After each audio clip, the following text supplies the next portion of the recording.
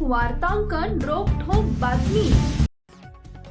यंदा लग्नसराईचा पहिला टप्पा आता अंतिम टप्प्यात आला असून येत्या 14 मे पर्यंत जिल्ह्यात विवाहाचा मोठा धूमधडाका पाहायला मिळणार आहे। त्यानंतर मात्र पंचांगानुसार अधिक मास धोंडा महिना सुरू होत असल्याने विवाह सोहळ्यांना सुमारे महिनाभराचा ब्रेक लागणार आहे। 19 जून पर्यंत लग्नाचे मुहूर्त नसल्याने मंगल कार्यालय आणि बँड पथकांचा आवाज काही काळ शांत राहणार आहे।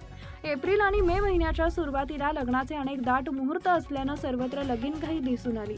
मे महिन्यातील 10, 13 आणि 14 तारखेला शेकडो विवाह सोहळे पार पडणार असल्याने अनेक नातेवाईकांची मित्र परिवारांची कुठे धावपळ पाहायला मिळणार आहे। तर मागील महिन्यातून या आठवड्यात सोलापूर शहरासह ग्रामीण भागात अनेक ठिकाणी एकाच दिवशी शेकडो विवाह सोहळे पार पडले। 14 मे हा या टप्प्यातील शेवटचा मोठा मुहूर्त मानला जात असल्याने या तारखेपर्यंत लग्नाची मोठी गर्दी राहणार आहे। 17 मे पासून अधिक धोंडा महिना सुरू होत आहे, तो 14 जून पर्यंत चालणार आहे। धार्मिक मान्यतेनुसार अधिक मासात विवाह मुंज किंवा गृहप्रवेशासारखी मंगल कार्य केली जात नाही।